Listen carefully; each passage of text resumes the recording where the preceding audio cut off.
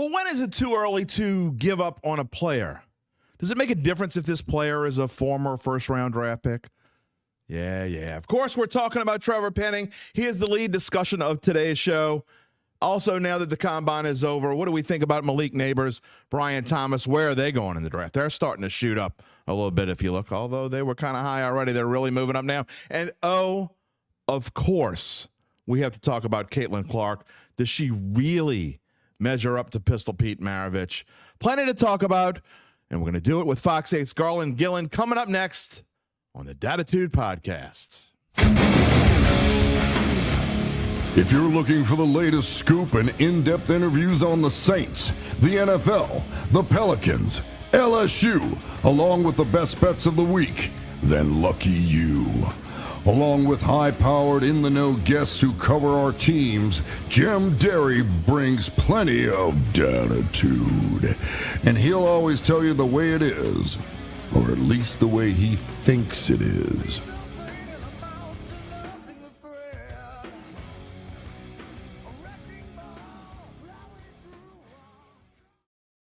Where you at, New Orleans? Hello to my friends elsewhere, everywhere out there who are already in football withdrawal. Yes, just one game over the past 5 Sundays.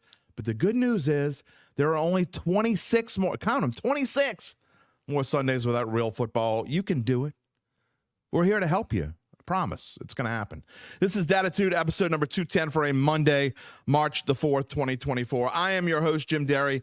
Whether you're watching on one of our NOLA.com social media channels or listening to the podcast, as always, I thank you for being a part of this new show that we have. We're doing Dattitude a little bit different. In case you haven't noticed, we're doing everything live as of now. We'll see how that goes. You can join in by typing your comment or question on YouTube, Facebook, or on X/Twitter. If you're listening after the fact or have us on your podcast, Apple, Google, Spotify, wherever you get your podcast, you can send in a comment via email at jderry@theadvocate.com or on X or Twitter. You can find me at Jim Derry Jr. or on YouTube at Dattitude Pod. And a reminder to subscribe to our Dattitude YouTube page and click the little bell to receive notifications when we go on the air live. You see, these are all things that I never had to do before either. Say all these things. I didn't say them a whole lot. I probably was supposed to, but I didn't. Also, real quickly, if you want to sponsor the show, we're going to be having sponsors soon. So just email me at, what is my email address? Jesus, that's what we're doing this morning. jderry@theadvocate.com. I'll be glad to talk to you about that. And in fact, I had a couple this weekend. Nick Braden of Evangeline Services, I really thank you for your note. We're going to be talking to him soon about some advertising possibilities. But today, Garland Gillen of Fox 8 is about to come on to the show. We already have some comments in the queue. I have a comment on Twitter that I want to get to. So I'm going to bring on Garland in just a moment. But today is a jam-packed show talking about Trevor Penning and whether what do we think of Trevor Penning? Is it time for this? Look, the Saints aren't going to give up. They basically said so the other day. They weren't just giving you smoke and mirrors. They really are going to keep Trevor Penning. But what do you do with Trevor Penning? If it was up to you, would you give up on Trevor Penning? The good news is, and we're going to talk about this part with Garland, he's still on his rookie contract, got 2 more years of his rookie contract. Do they keep him at tackle? Do they move him to guard? Do you draft a tackle? Do you get one in free agency? Where do you go with all that? So that is kind of how we're looking at today's show. We're going to, from the Saints aspect on the show today, we are going to focus on the Trevor Penning aspect and the tackle part of it. So that's coming up. Malik, Nabers, Brian Thomas. I've been looking. I can't believe how far these guys have shot up. One of the mock drafts I've seen has Nabers at number 5 already. So, I think that's going to be a little high. I don't think he's going to go that high up the chart. But Garland Gillen is he's the LSU guy, right? Besides covering the Saints on a regular basis as well, he's at all the LSU press conferences. He is there. Gabe says he thinks Thomas will be better than Nabers in the NFL. I do too. And good news for Gabe Henderson is one of the mocks I saw this morning has Brian Thomas going to the Houston Texans. So that would be a big get for them. And almost every mock that I've seen so far has Brian Thomas going in the top 10. I mean, not the top 10, in the top 32 somewhere in that first round. In fact, I saw one that had him at 15. I think that's a little high. I saw a couple, actually, and this makes a lot of sense. Would he go play with Joe Burrow? Would he be a pick that the Bengals are interested in? Man, could you imagine Bryant? I mean, that receiving core already is sick. I mean, they could be phenomenal. Just what are the Bengals going to? You know, that's a team that we're definitely going to look into more as we go through this year in the preseason, through the draft, through the preseason, and not just because they're interesting to hear people here in Southeast Louisiana and a lot of the people that watch the show, although we have people from everywhere. We had some people in Alaska watching us not too long ago. We had people from Europe watching us, watching Larry and I a couple months ago. So, by the way, if you're from another country, type in your comments in the stream. Love to hear that when we have international viewers watch, although most of them are from here. They're Saints fans some kind of way, obviously. But if you're from somewhere else, give us a type. Type it in. We'll put it in.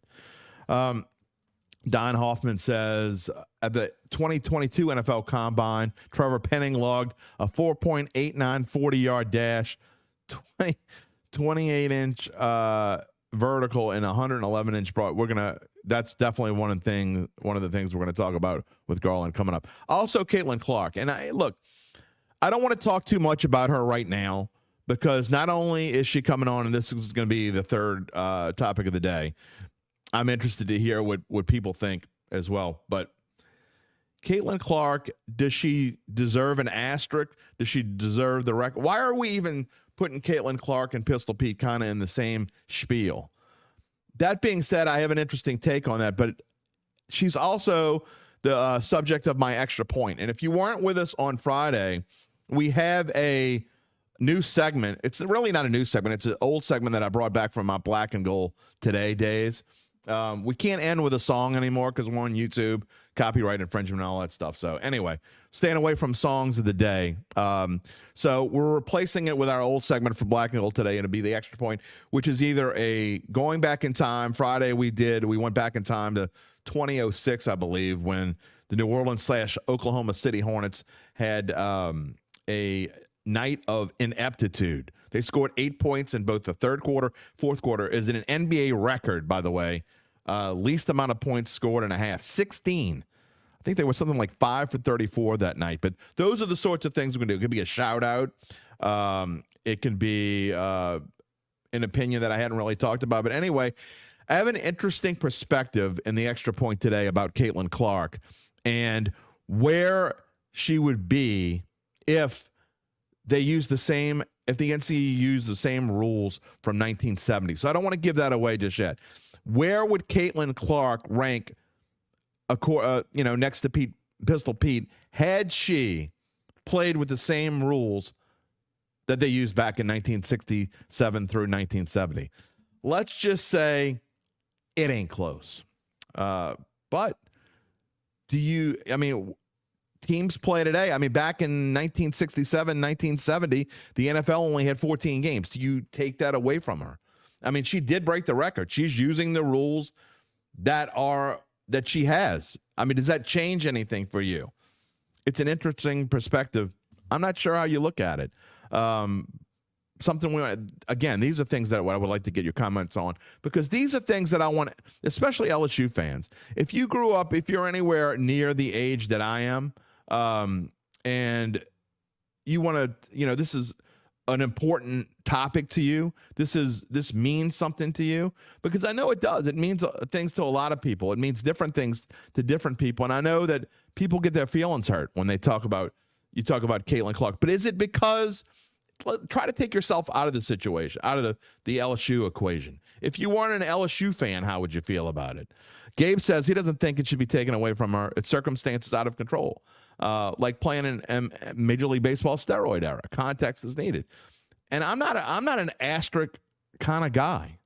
Travis says things are kind of tough out here, especially this time of year. So he's gifting. Oh, okay. This is what happens when I don't read comments first. I should read. Sorry, Gabe. I screwed up. Got to read the comments before I just show them on the screen here. But, Caitlin Clark. So we are going to spend a lot of time on her, but We're going to bring Garland in just a minute.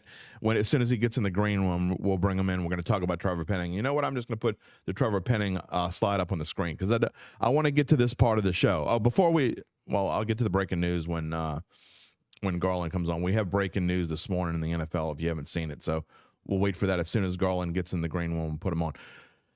But Trevor Penning, again, look at that last note. 2 years remaining on his $1.7 million per year salary. All right, so he's only going to cost the Saints, I think it's 1.6 against the cap this year, 1.8 against the cap in 2025. So you're not going to do anything with him. You're going to keep him, but do you move him? Do you put him? Do you try to put him at tackle? I mean, at guard. Do you try to put him at guard? Can he play guard? Is he too big? Anders Pete is the same size, and he's been a guard. And Anders Pete, by the way, who played probably had his best season. Let's see if Garland. I don't see his face in there, but what do we have? Garland, you there? Sound only. Yo, you can hear me. Let me see. We can definitely hear you. All right.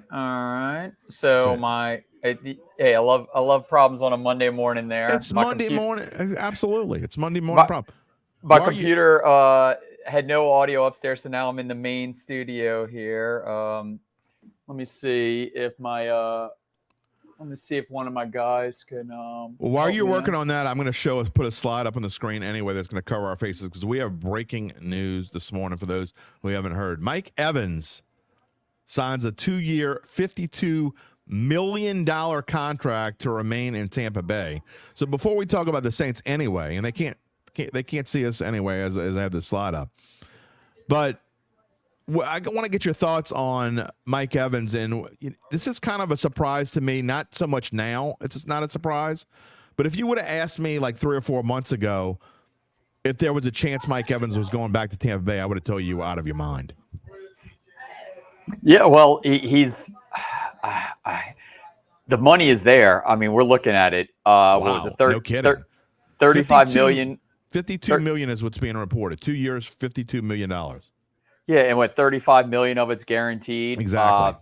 That is a phenomenal payday for Mike Evans. And maybe this says to Mike Evans, with him re-signing with the Bucs, is that Baker Mayfield, they're already in negotiations to get him back. Mike Evans had a strong season with Baker Mayfield. I don't think if they had some other guys that were in the mix at quarterback and it wasn't to Mike Evans' liking, I don't know if he would re-sign. I think there's some understanding maybe between Evans and the Bucs that Baker Mayfield is going to be possibly his quarterback next season. Well, and exactly. That's actually part of it. I mean, I think we're all surprised at how well Baker – I remember talking about this with you on Final Bet back in August. And I was making fun of the Bucs for signing Baker Mayfield, but I was wrong. I mean, Baker Mayfield was outstanding for what they got out of him for the contract that they signed him to, and assuming they get him back, and all signs point to he is going back to Tampa Bay. How much does that have to do with Mike Evans going back there? Yeah, no, this is all sounding good for the Bucs. I mean, you get Mike Evans. You're going to get possibly Baker Mayfield back. I mean, they got other guys though that are also possibilities they need to re-sign, and Devin White, Antoine Winfield Jr. This is going to be interesting, to work with. With all these moving parts there. I'm also trying to get you video here too. So I'm doing two things at once here. I don't know why it is. There you go. Now I hit the stop cam there, so we'll get you on. We'll get you on as we go along. So those who can't see, this is Garland Gillen of Fox 8. He is on with us this morning. I'm going to be on his show on Thursday. Yeah. So see how it works in this business? We just kind of like do each other favors. That's how it works. All right. So Mike Evans staying with Tampa Bay, and as Gabe said, we're talking about Baker Mayfield, he reportedly won't take a quote-unquote hometown discount, which I think is funny because he's not from Tampa. I mean, he's only played there for 1 year. I mean, it's not really wouldn't really be a hometown discount anyway, but we'll see. I mean, how many people are going to be lining up to sign Baker Mayfield anyway? Look, I know he had a surprisingly great year last year, but let's don't get cuckoo for Cocoa Puffs. He wasn't that great. All right, let's move on and talk about the Saints, which is what a lot of people want to hear here, and we're going to dive into our topic with the Saints today is Trevor Penning, and kind of got into it a little bit, and some of the numbers that I find interesting. There are a couple of them actually, Garland, and look, he's still on his rookie contract. He's not going anywhere this year or next year. He would have to be god awful, and that they just don't want to waste a roster spot on him. That's how bad he would have to be for him not to be here the next 2 years.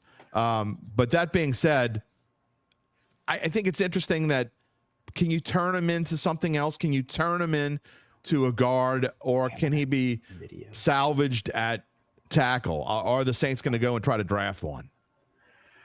Well, I will say this: it's Nick Saldiveri is possibly one of those guys, that you would maybe get to try to start possibly at left guard, and then maybe you get left tackle. You try to re-sign Andres Pete. I don't think that Trevor Penning is going to be a starter, but I think you bring him back, and that's I think he's still a work in progress there. There Hey, you know what? Hey, come back in here. Come here. Here we go. Rob Krieger. There we go. Right there. Rob Krieger, nice and quietly helped me out there. Well, that's because Rob knows what he's doing, and your technology. Rob does know what he's doing. I don't know what I'm doing. Yeah. Once my computer upstairs frazzled, I got frazzled there. But Rob Krieger, as usual, another save there. So now you can get.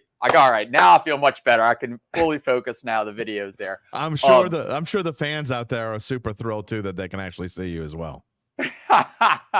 So, but keep going on this. I don't think Penning they see as possibly a starter in 2024. I think that Nick Saldiveri and Andres Pete, you try to re-sign him. But I also think, Jim, that they're going to draft a left tackle in this upcoming draft. They're talking about being the deepest offensive line class ever in the NFL. So I think they're going to go that route too. I think if they don't draft a tackle, left or right, I don't care. Just draft a tackle. If they don't draft a tackle in the first round, we're doing another draft show, second straight year here on NOAA.com. Zach Ewing and I are doing a draft show. And if people want to see me go off, I know a lot of people watch this show or listen to the show just to see if I'm going to go off on any particular day. I promise you, if they don't draft a tackle in the first round of this draft, I'm going to go off.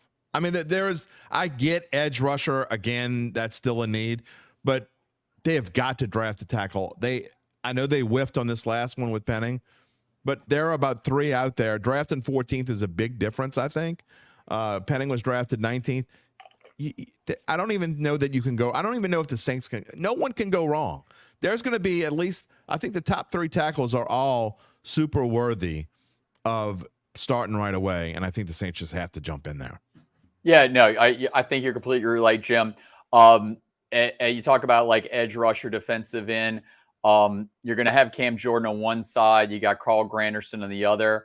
And then, Peyton Turner, you pray to the injury gods that he finally can come back healthy. Same thing with Isaiah Foskey. And then you also got Tano Passanio. So you got 5 guys at defensive end. I think that's more somebody you get in free agency. I don't know if they're going to get one of the big time defensive ends there, but I think they're going to go in free agency and get one of those guys. And then I think that they should focus on offensive lineman, a possible starting offensive lineman in the NFL draft, especially in round 1 or round 2. And Penning, you look some of the stats on the screen. He's only started 6 games. 2 years now. Granted, he was injured for most of his first season, but to only start 6 games, they finally pulled the plug on him this year. Played in 23 games total. But you look at that ranking, and that jumps out at me. PFF's ranking 80. They rank 81 offensive tackles in the NFL. He was 65th, and honestly, I'm surprised he was that high. Yeah, you're right, Jim. They just gave up on him. They threw him in there, probably rushed him in a little too fast there. But you still have James Hurst under contract. I'm intrigued to see what Andres Pete's going to get on the open market. But as a left tackle, he was pretty solid for the black and gold. The right side of the line looks set, though. Ryan Ramczyk has been dealing with some injury issues there. I think he's going to be just dealing with these. For sure. Yeah, I think he's going to be dealing with these injuries for the rest of his career. So that's another thing that's a little concerning. But I mean, in the middle, you got Eric McCoy, and then you got Cesar Ruiz, who I thought had a comeback season in 2023. So the right side's good. I mean, we hyped up Nick Saldivari all through camp, and then he got injured. And so on the left side, it's like some question marks there. Do you want to go James Hurst again? Do you re-sign Andres? So there's some moves there to be made, but they got a whole, a new offensive line, coach coming in. They got a new OC, so maybe it's a whole different blocking scheme. Maybe it's more, more of conducive for Trevor Penning to do good this year. You look at the rankings from last year, and as bad as we talk about this team, the numbers don't show that they were that bad, but then you forget that they had a schedule that was not only the easiest in the NFL, but maybe historically easy for this team in a once in a lifetime kind of schedule. And now it's going to get a lot harder. So you take these numbers and you put them against better competition, and instead of being the 14th ranked offense, you're probably somewhere 18 and 20 defensively, same thing. And so there's no question. Everything starts. I know there are a lot of people out there who don't love Derek Carr, and that's fine. But whether you do or don't, he's going to be here for at least 2 more years, probably 3. They have got to shore up this offensive line. I keep beating a dead horse. But I mean, I think I wouldn't be upset. Like last year, they won the 2 defensive guys up front right off the bat. What's the problem with going with 2 offensive linemen right off the bat? I think that. You can't have enough solid offensive linemen. When the Saints were really good with Drew Brees, what was their number one priority besides Drew Brees? Protecting Drew Brees. And they just haven't been able to do that the past 2 years, 3 years. Yeah, and you think with Kubiak as the new OC, maybe a little more play action passing will help Derek Carr, not get hit as much. Right. I think they're going to talk about doing more motion this season. Quicker 3-step drops and just get the ball out. I think all that's conducive to Derek Carr, staying healthy and not getting hit, and B, I think getting his completion percentage up. And when you do those 3-step drops, it makes it so much harder for the defensive ends to pin back and knock the daylights out of you. So I think between play action and quick release points, I think that's all going to play in Derek Carr there, because, you're right. If they can't figure out this left side of the line, you're going to have to do some different things with Carr to protect him.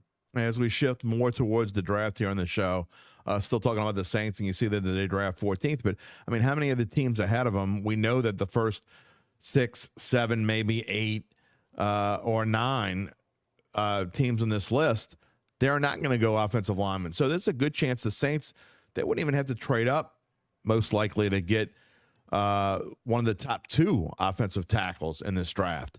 So, they're in a great position. I think the Saints are in a great position.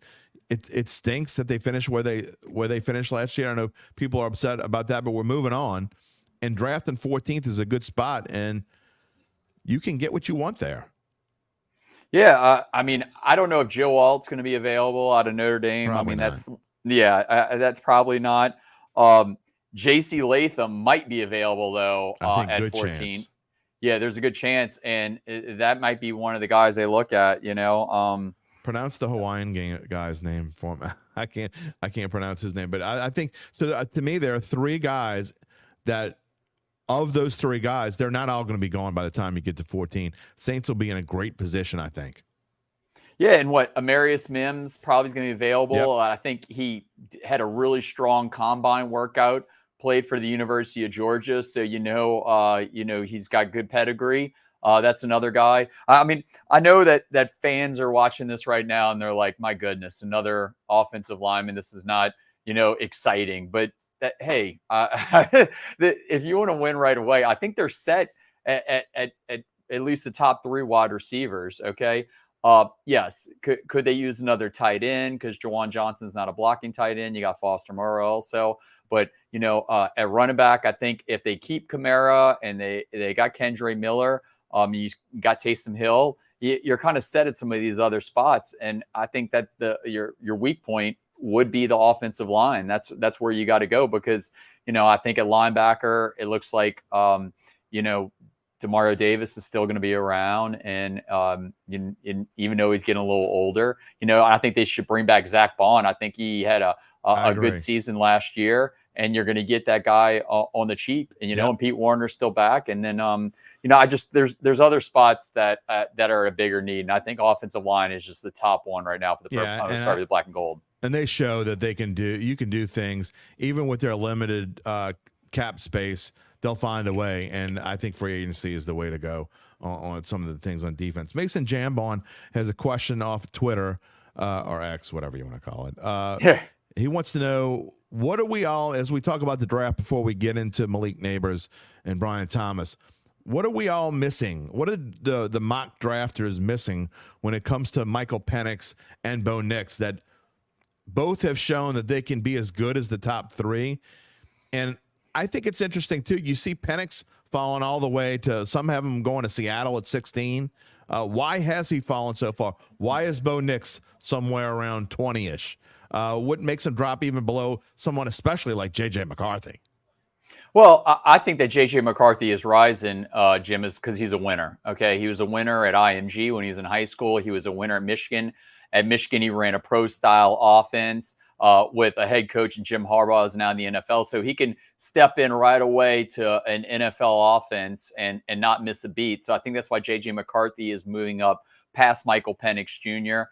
If we're talking about Penix and we're talking about Nix, and you already got the top three quarterbacks, for 6 quarterbacks to go in the first round, that is a massive number. It really is. We're possibly looking at that. I think McCarthy is going to be the 4th quarterback off the board, and then Penix on the back end of round 1. He's had his shots. He's up there in age. Same thing with Bo Nix there. And if Penix goes in round 1, I think that's still a strong selection for Michael Penix to get in that round 1, because that things weren't looking as smooth there when he was at Indiana, and then it started heating up again at Washington. Bo Nix the same way at Auburn. I don't know if you're going to get to see all 6 of those quarterbacks going round 1. I think Nix might fall in to round 2, but if Penix gets in the top 32 picks first round, I think that's really strong for him. I think someone is going to get a steal with Michael Penix. That is my opinion. It's kind of like, I thought when we were talking about Jaden Daniels before, and it looked like before he shot up the draft charts, before he won the Heisman, it was talked about that Jaden Daniels would be like 18, 20-ish, and I was talking about Jaden Daniels being a steal. Well, obviously he's not going to be a steal anymore. He's going to be a top 3, top 4 pick, most likely in the top 3, maybe even in the top 2.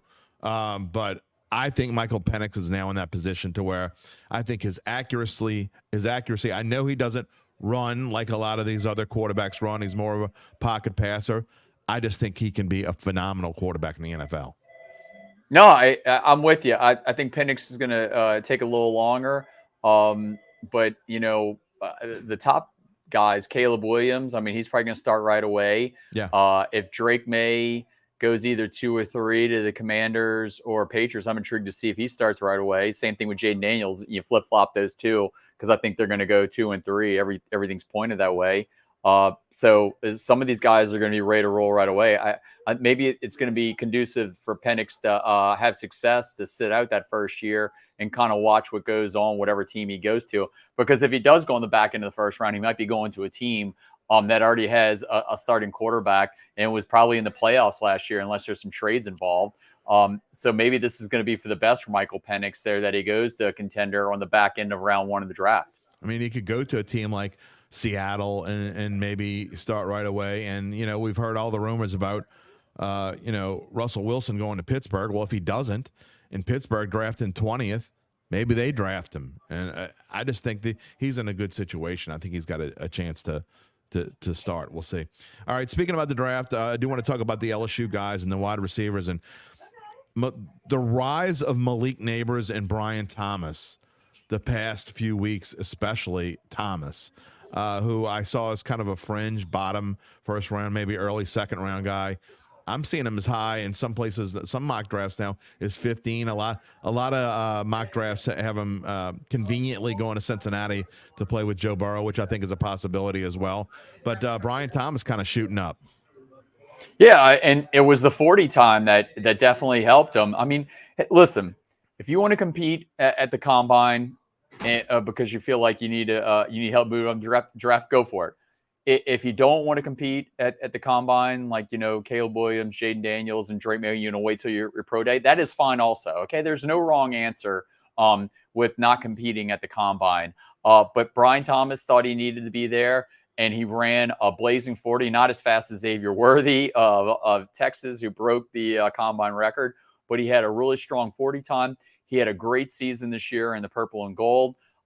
He is a first-round wide receiver, and he put it all together this season, and it paid off for him. And you know what? He's going to go to pro day, which is in about 3 weeks at LSU, and he's going to have his quarterback there, and every big-time scout in the NFL is going to be there because they want to see Jaden in action. So it's going to be another chance for Brian Thomas to show his chops, and he might even move up any further in the teens come the end of the month.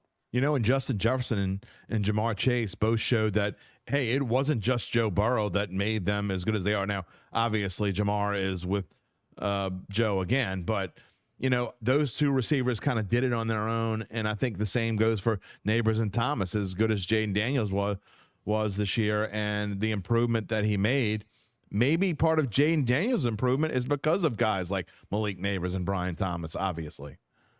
No, and also, Mason Taylor is going to love life this coming season, the tight end, with Garrett Nussmeier in there, because there was no need for Mason Taylor this past season with Jaden Daniels, because if Daniels didn't like his first or second read, he ran off, right, and he didn't use the tight end at all. Jaden produced his own plays. I mean, the deep threat was there with Malik Nabers and Thomas. But also, you can see, you could tell that Garrett Nussmeier loves those weapons. Also, he only got Nabers for a small period of time in that game against Wisconsin. But the weapons they have at LSU, that's why I think Garrett Nussmeier is going to succeed this year, because Kyron Lacey's still back, and you got right. JT Daniels and Xavier Thomas, the transfers coming in. You still got Chris Hilton, you got Aaron Anderson, Sheldon Sampson. So you got a lot of weapons. So the LSU offense. It has the receivers, and they got the quarterbacks. This is gonna be like just a trend that's gonna keep going here. We always talk about DBU, and DBU's kind of lost some of its mojo at LSU, but it's definitely wide receiver U right now in Baton Rouge. Man, they're going to play some more 49-47 games. They've got to find a way to play better defense. It's really hard to watch, but maybe they will. Maybe they won't. Who knows? All right, we're going to move on because I want to talk about Caitlin Clark. We're getting close to the end. I want to run about another 6-7 minutes here on the show. I want to get your thoughts on Caitlin Clark. Obviously, controversial topic here in South Louisiana, maybe all of Louisiana, because now all I've been hearing about the last 3 weeks, and then obviously yesterday, was Caitlin Clark, and she has now surpassed Pistol Pete Maravich. But why are we talking about her surpassing Pistol Pete, Garland? Because, it's a different time. It's a different era. As Michael Wilkes says, way to go. I guess he's talking about Caitlin Clark. But I just want to get your thoughts on her. And do you put an asterisk by the record? Does the record just, it is what it is? It's a different time. It's like other records. I mean, what do you think? Well, when you look at the record book, it's separate. So yes, Caitlin Clark is the highest scoring, college basketball of all time, but the records are separated for men and women, the NCAA. Okay. This is kind of, I think, more of a media creation. Okay. Of just getting excited, pumping up Caitlin Clark. Listen, she's one of the greatest of all time in college basketball, women's college basketball. She's broken every record points wise. But Pete Maravich is in the men's game. He's the number one of all. He'll probably remain number one of all time in the men's game. Okay, Caitlin is in the women's game. They're separate. They're not. It's two separate record books. This is not. It's such a hot button topic, but can we just recognize that both are fantastic, both records? And when you get to the record book 30, 40 years from now, when I look at the men's records, it's going to be Pete Maravich number one, and you look at the women, it'll be Caitlin Clark. They're not in the same record books. Okay, this is something that we've just all of a sudden it came out of nowhere in the last month. They're all of a sudden they went for one record, and now she's going for Pete Maravich's record. And I never thought of it like that. I thought that she was the greatest scorer in women's history, and Pete Maravich is in men's history, and they're two separate games. Well, I would say this. I know what it sounds like if you were just watching me and to see what I think. I think this. As much as I don't like it because I'm an LSU guy and I went to LSU and I grew up loving Pistol Pete and all those things, it is what it is. It's the record. It is the NCAA overall record, and it is a different time. We're going to get to something in my extra point, and I don't usually have guests on. I never had a guest on from my extra point before, but we're going to do that today because I want to get your thoughts real quickly before we go off the air. But if you see her numbers there, 3,685 career points to pass Pistol Pete's record. A 54-year-old record is kind of crazy. But let's get to the extra point because, again, I think, look, it is what it is. It's like I talked about earlier. The NFL used to play 12 games, and they played 14 games. Then they played 16 games, and they played 18. When O.J. Simpson's record was beaten by Eric Dickerson, no one was complaining, right? And, I mean, when Calvin Johnson was breaking receiving records and he was playing 16 games compared to old records, no one's complaining. When people are breaking records that are 18 game done in an 18-game season, they're not going to complain about that. So it is what it is. She is the record holder. But I will say this, and here's my extra point segment. If you put her numbers, if you use the rules that they used back in 1967 to 1970, Caitlin Clark would have 1,192 points fewer because you would have had to wipe out her freshman season because Pistol Pete couldn't play in his freshman season back then. The college players were not allowed to play their freshman season. And there was no three-point line. So if you take away her freshman season and you make all those three-pointers a two-pointer, she's actually got 2,493 points, which wouldn't be a record, Garland Gillen. Yo, you're making all valid points. What Pete Maravich did, I mean, will never be equaled, for the time. The average 44 points a game, play only 3 seasons with no three-point line is absolutely amazing. My first job out of college was in Monroe. And I don't know if you remember the name of Donald Foyle, but he wound up playing in the NBA. He played at Colgate. He had the NCAA blocks record for a period of time. When I got to Monroe, I was covering ULM basketball. They had a guy named Voracek Mirda who broke Donald Foyle's record. Well, Voracek played 4 years. Donald Foyle played 3 years. So Donald Foyle actually came out, was very vocal that it's different because I only played 3 years and 4. But if you go look at the record book, it doesn't say 3 years or 4 years. Voracek Mirda broke the record, former Warhawk player. So that I got into these debates early on in my career working in television. And Caitlin Clark, what she did, as I said before, no doubt impressive. But I don't think of it, that way. That I think that Caitlin, broke the record for women's basketball, and then Pete has it for men's. Both fantastic records. I just think they're separate record books. When you're going to pull in the NCAA records for the men's game, it's not going to have Caitlin Clark at the top. Okay. The men's game and the women's game are separate entities when it comes to the NCAA record book. So, I know everybody gets so excited about, fired about these things. I mean, of course we do. We're passionate about this stuff. And I will say this. I really believe that if Pistol Pete were alive today, he wouldn't be talking about his record at all. He would have been there probably, and he would have been hugging her and giving her congratulations. Don says he 100% agrees with you. I just think he would be there. I think he would love this. I don't think he would care about it at all. I really don't. No, hey, it's the off season, the NFL. But I care about it, by the way. And we no one can be, there's got to be debate. Everybody's got to get fired about something, and this is the one. I mean, next week we'll move on to something else. Yep. This is the hot button topic right now. I think I saw that Pete Maravich's son, I think he told the Advocate a month or so ago the same thing that I'm kind of talking about, is that it's separate, it's separate leagues, or separate, records. But hey, Caitlin Clark is one of the greatest. Pete Maravich is one of the greatest. So I'll stand right there and keep it on that. Angel Reese is one of the greatest. By the way, I got to ask, when you were working in Northeast Louisiana, did you call it Monroe or did you call it Monroe?